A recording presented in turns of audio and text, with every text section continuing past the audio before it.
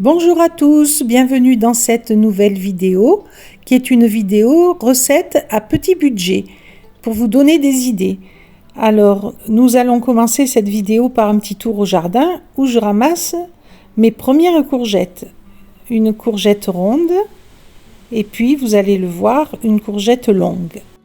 Avant toute chose, pour ceux qui ne connaissent pas la chaîne, vous trouverez en barre d'infos sous la vidéo ainsi qu'en commentaire épinglé, des playlists regroupant mes vidéos de recettes à petit budget, mais aussi mes retours de courses de chez mon déstockeur, où je fais de super affaires. Allez y jeter un œil. Vous trouverez également un défi à petit budget, 35 € à deux, pour manger pendant une semaine. Donc, comme vous le voyez à l'image, 910 grammes, c'est le poids de mes deux courgettes. Elles ont bien prospéré dans mon jardin. Alors pour cette première recette, nous allons farcir la courgette ronde avec une farce que j'ai improvisée et franchement je recommencerai, c'était très très bon.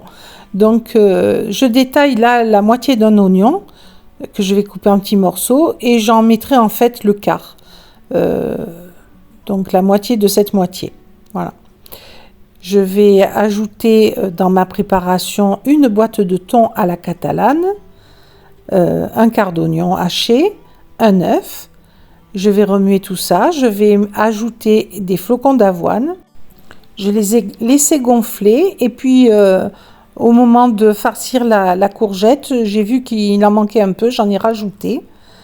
Et je n'ai pas mis ni sel ni épices en plus. Ceux qui avaient dans la boîte de thon ont suffi et c'était parfait comme assaisonnement. Il n'y avait besoin de rien de plus. Alors bien sûr, si on aime épicé, on peut ajouter de la sauce piquante, on peut poivrer, on peut... Voilà. Là, j'ai salé juste l'intérieur de la courgette pour saler un peu la chair de la courgette. C'est tout. Donc là, j'ajoute mes flocons d'avoine.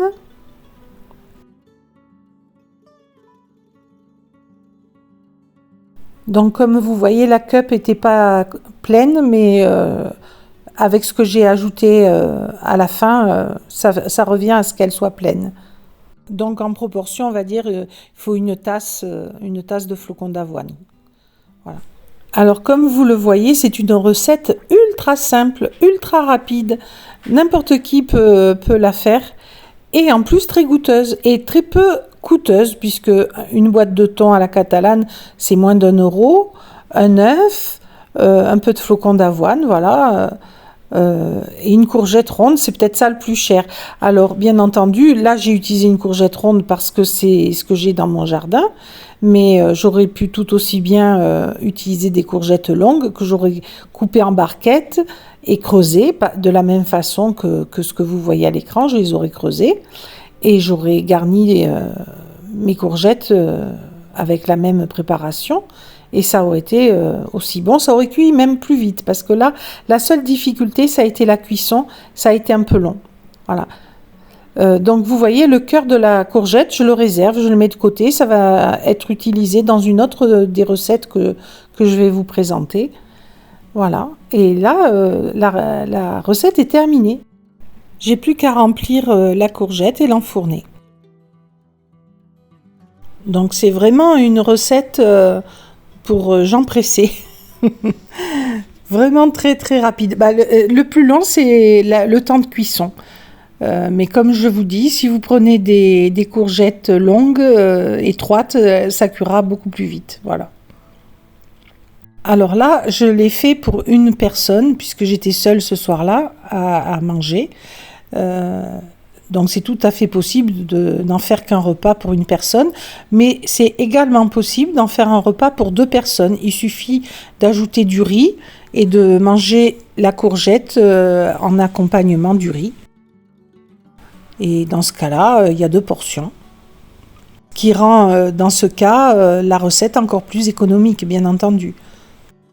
J'ai utilisé une boîte de thon à la catalane de chez Lidl. Je les trouve excellentes. J'en ai pris dans la marque Saupiquet que j'ai pas du tout aimé. Et celles de Lidl sont bien meilleures pour moi. Donc ce n'est que mon avis, hein, mais vous prenez celles que vous aimez, bien entendu. Le prix du kilo de courgettes fluctue, bien entendu, mais on peut en trouver à 1,60 € le kilo.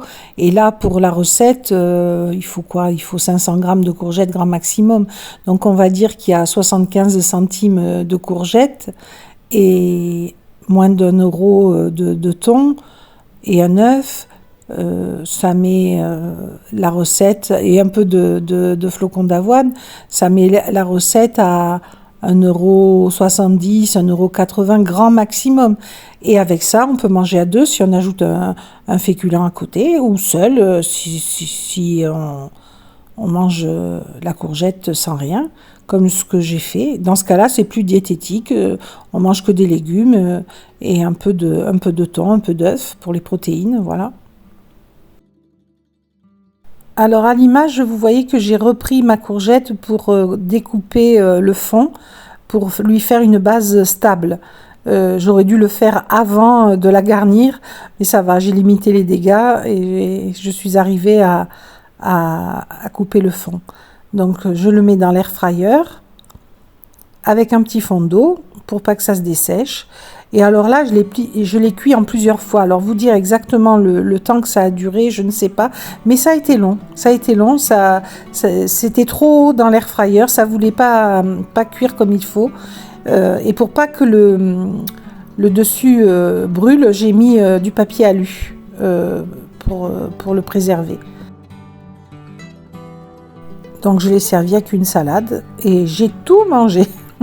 C'est gros pourtant, hein, j'ai tout mangé. C'était très bon, vraiment. Testez-la. Pour cette deuxième recette, je vais utiliser des fèves séchées et cassées que j'ai trouvées chez le déstockeur à 2 € le kilo. Donc vous êtes plusieurs sur la chaîne à m'avoir demandé des recettes avec ces petites fèves. Alors voilà, j'en ai expérimenté une pour vous. Donc ce sera un houmous de fèves. J'ai regardé sur internet ce qu'on pouvait faire avec ces fèves. On peut faire plein de choses en fait, hein. Mais ce qui est le plus courant, c'est une recette marocaine, la bissara de fèves et de pois cassés. Voilà, c'est un mélange pois cassés et fèves qu'on sert en soupe, quoi. Mais bon, pour la saison, je trouvais que c'était pas adapté, donc un houmous, c'est rafraîchissant au contraire. Et ça a bien fonctionné. Là encore, je suis contente de ma découverte. L'intérêt des fèves, c'est qu'elles sont très riches en protéines. 26 grammes pour 100 grammes 26 grammes de protéines pour 100 grammes de fèves séchées. Donc là, j'ai utilisé 200 grammes de fèves que j'ai mis à tremper la nuit précédant l'élaboration de la recette. Donc elles ont trempé environ 12 heures. Ensuite, je les ai rincées et je les ai mises à cuire avec une gousse d'ail, une feuille de laurier. Là, vous voyez à l'écran, je suis en train d'enlever l'écume qui se forme. Et je les ai faites cuire environ 30 minutes.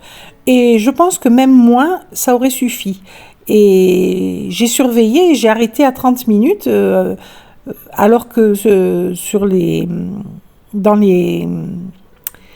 sites, les blogs que j'ai consultés, ils disaient 1 heure de cuisson. Mais non, 30 minutes ont suffi largement. Je pense qu'on pouvait écourter. Donc je testerai de les cuire moins longtemps la prochaine fois. Voilà, donc j'avais salé l'eau aussi. Voilà, là elles sont cuites. Donc je vais les sortir. Ensuite, je les ai passées dans le mixeur, dans le petit mixeur. Donc je les ai toutes transvasées avec du citron, du tahini, du cumin, de l'ail en poudre et de l'eau. J'ai ajouté de l'eau et c'est finalement, même une fois réhydraté avec de l'eau, ça a encore bu bien après. J'aurais pu faire un mélange plus humide, quoi. Parce que même après, ça a encore été absorbé, l'eau. Donc ça, c'est à savoir. Mais alors franchement, le goût est très très bon. C'est à peu près identique à l'houmous de pois chiche. En fait, la fève n'a pas un goût très prononcé, elle est assez douce. Donc tous les épices qu'on peut mettre dedans lui donnent bon goût. Voilà. Et ça ressemble vraiment de très près à l'houmous de pois chiche, avec des protéines en plus, il semblerait. Donc ce n'est pas négligeable. Et là, en plus, je les ai eus à un très bon prix, puisque 2 € le kilo. Donc c'était très intéressant. Et avec 200 grammes, j'ai fait un gros plat de houmous. Je pense que 100 grammes suffisent. Voilà, 100 grammes pour pas s'enlacer. Ou alors là, tel que je l'ai fait, pour des convives, si on a un apéritif, oui, ça c'est bien. C'est une recette parfaite, l'houmous, à servir en apéritif, avec des petits légumes coupés en dip, des petites carottes, du céleri, des bâtonnets de céleri, de concombre, des petits morceaux de tomates ou des tomates cerises qu'on pique, voilà. Et on fait une trempette. Hein. Et pour l'été, c'est rafraîchissant, c'est très bon. Donc, c'est à tester. En fait, l'houmous, on peut le faire avec beaucoup de légumes secs. Hein. On peut le faire avec les haricots blancs. On peut le faire, donc là, avec les fèves cassées. Je suppose qu'on peut le faire avec d'autres. J'ai pas testé. Il faudra. Voilà, là, j'ajoute le tahini et l'huile, parce que ce tahini est pas très... comment dire, homogène, il est périmé en fait. C'est le tahini que j'ai trouvé chez mon déstocker qui est périmé, mais qui est encore très bon. Comme tout produit gras ou sucré, ça se périme pas. Tout ce qui peut arriver, c'est que voilà, ça perde de l'homogénéité, que ça se dessèche un peu, voilà, que ça perde en texture. Mais là, pour l'usage qu'on en a, vu qu'on va le mixer, ça n'a aucune espèce d'importance. L'intérêt, c'est que j'ai payé le pot, les 2 pots, 3 €. Les 2 pots de 500 grammes, 3 €. Donc, imbattable. Donc, j'insiste, pour ceux qui ne connaîtraient pas la chaîne, allez voir mes retours de course de chez mon déstocker. Je fais de super affaires. Et ça peut vous donner l'envie de, vous aussi, trouver un déstocker dans votre région. Alors pour les proportions, vous les avez vues à l'écran, j'ai ajouté une bonne cuillère à soupe, je m'y suis prise à 2 fois, mais j'ai mis en fait une bonne cuillère à soupe de tahini, du jus de citron, moi j'ai utilisé du jus de citron en bouteille, bien sûr c'est mieux si vous en avez du frais, j'ai mis environ 30 millilitres de jus de citron, et après j'en ai rajouté, donc... En fait, c'est la texture, le goût qui va décider. J'ajoute un peu de ci, un peu de ça. C'est difficile de vous donner des proportions exactes. Vous voyez ce que je fais, je goûte, je réajuste. Voilà. Et j'utilise un petit robot parce que dans le grand robot, si on met les mêmes proportions, ça se mixe pas bien parce que le robot est trop grand. Et dans le petit, c'est un peu juste. On doit tasser le légume au fond du bol et le remuer sans arrêt, quoi, pour que ça se mixe bien. Donc ça a été un peu plus long que ce que ça aurait dû. Voilà, à la fin on fait comme une petite rosace et on verse l'huile d'olive pour que ce soit joli. Et puis j'ai ajouté des graines de cumin et du cumin moulu. Voilà, donc ça c'est à servir, comme je vous l'ai dit, avec des crudités ou avec des cracottes, des graissins, ce que vous avez, même des tortillas de façon chips, là, voilà, tout ce genre de choses. Et puis les houmous, on peut les aromatiser. J'en ai fait déjà avec de la betterave, ça lui donne une jolie couleur rose. ou on peut en faire aussi de couleur verte avec du basilic, avec des herbes ou de l'avocat par exemple. Et nous enchaînons avec la troisième recette qui est une recette où je vais utiliser des restes de viande. Comme vous le voyez à l'écran, j'avais cuit un gros morceau de dinde dans le four et on s'en lassait. Donc j'ai décidé de lui donner une deuxième vie. J'ai utilisé également l'oignon que j'avais coupé pour une précédente recette et la courgette, le cœur de la courgette ronde et de la courgette longue que j'ai ramassée au début de la vidéo. Donc tout commence par la découpe de la dinde qui est déjà cuite, hein. Donc ça va vite. Je la détaille en morceaux plus petits. Et je vais tout simplement un peu comme la réhydrater, on va dire, parce que là, elle s'est séchée avec la cuisson au four.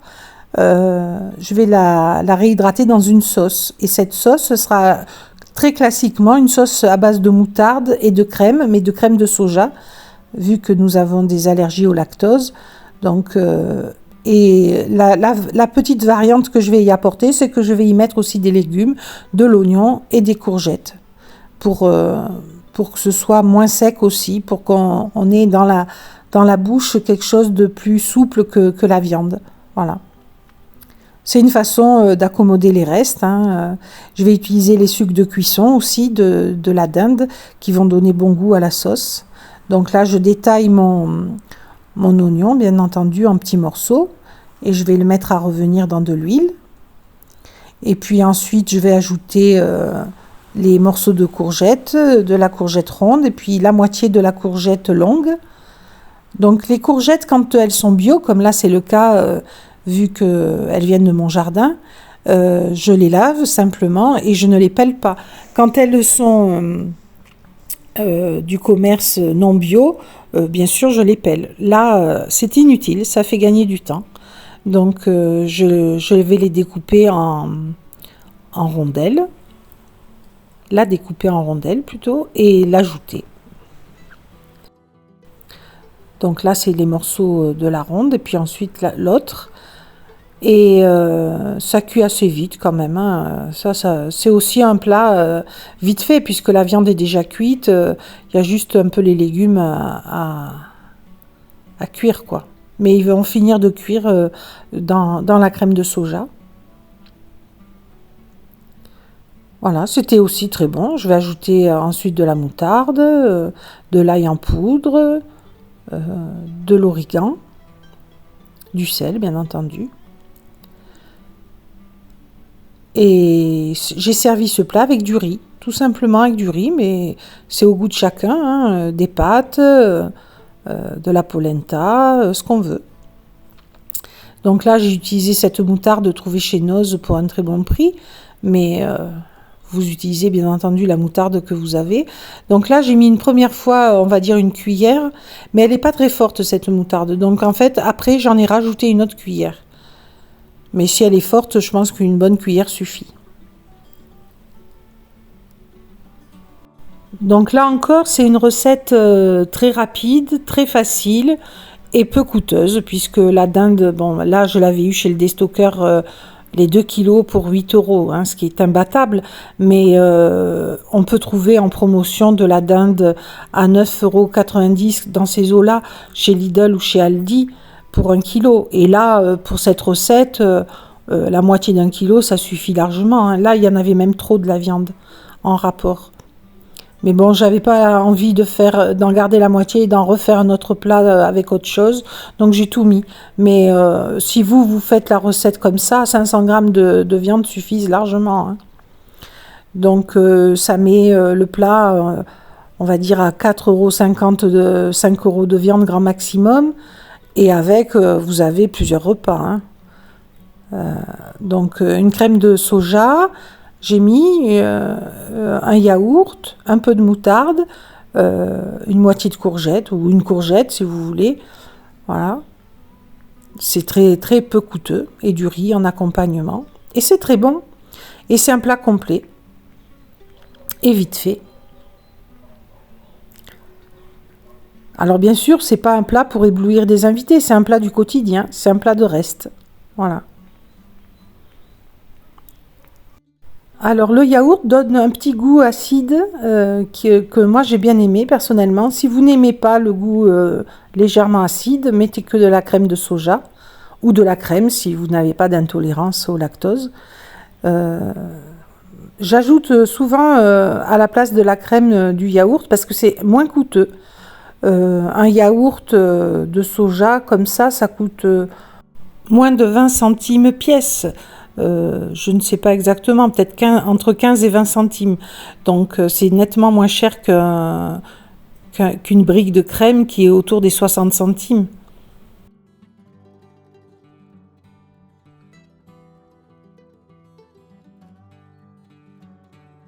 Donc voilà, là il ne reste plus qu'à le laisser mijoter le temps que les courgettes finissent de bien cuire.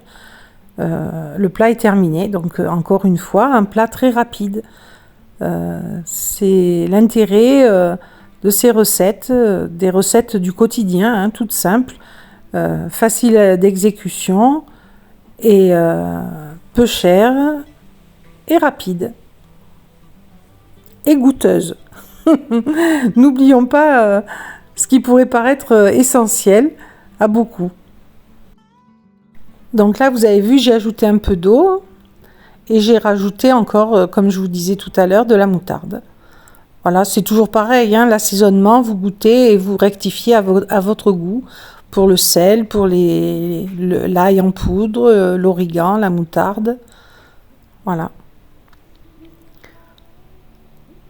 Il ne reste plus qu'à faire cuire le riz et à servir les deux.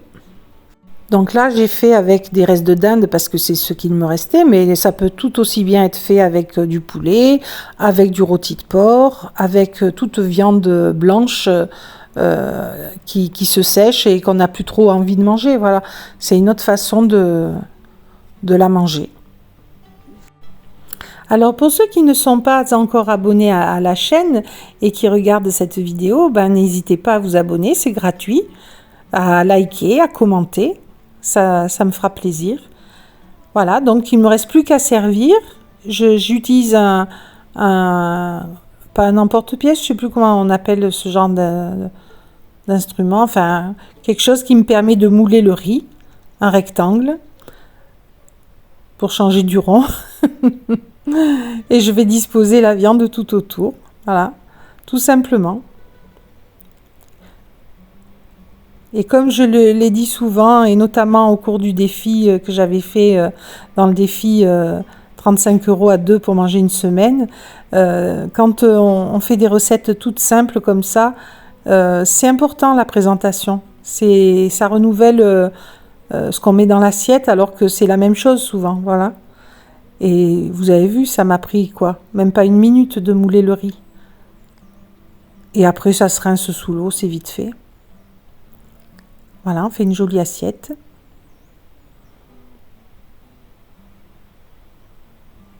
Et on a utilisé la moitié d'une courgette, un peu de dinde, un peu de sauce soja, pas grand-chose, de la moutarde.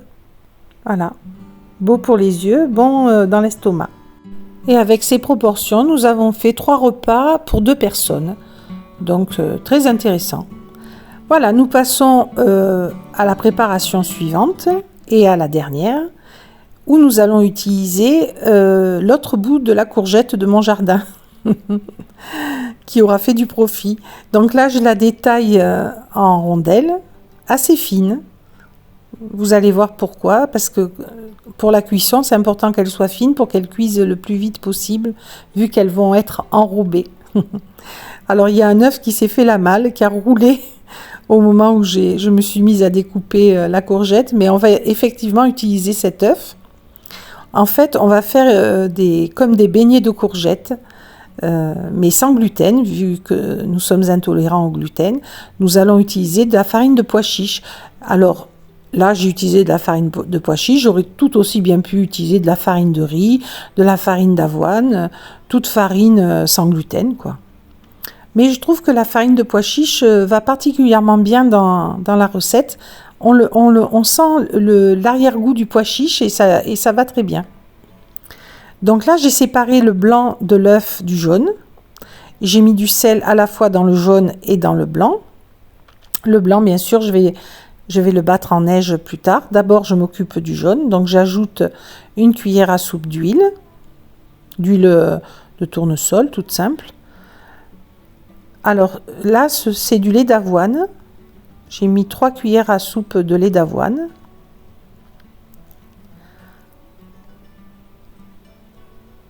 Ensuite, j'ai ajouté donc la farine de pois chiche, une première cuillère, et puis après, j'ai évalué la texture et j'en ai ajouté une deuxième. Donc, une cuillère à peu près fait 15 grammes, donc on va compter 30 grammes de farine de pois chiche. Voilà.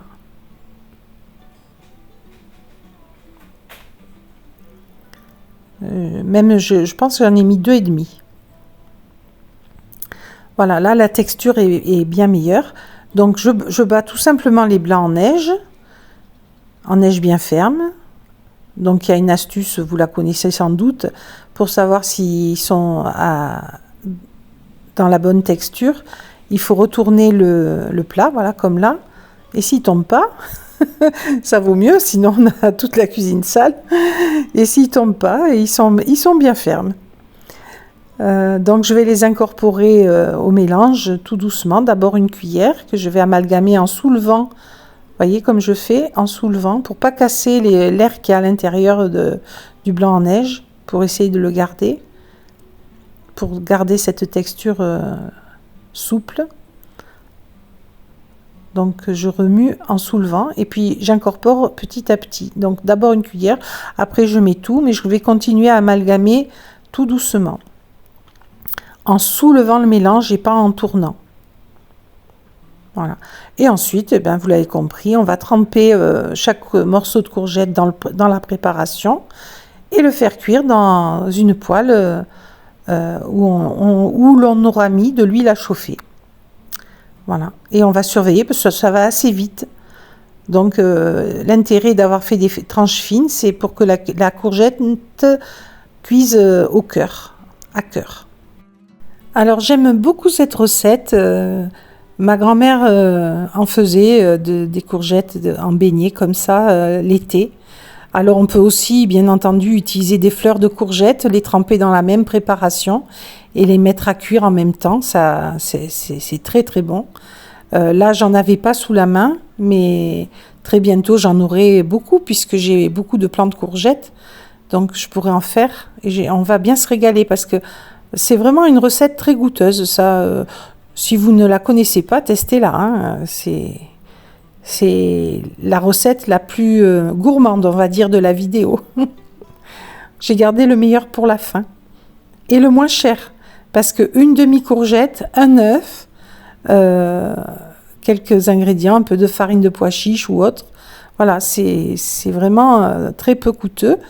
Et ça fait un joli plat, hein, mine de rien, vous allez voir, ça fait un beau petit plat.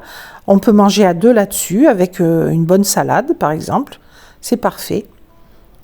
Voilà. Ou alors le servir, là encore, en apéritif. On met des petites piques sur les petits beignets. Et en apéritif, c'est très bon.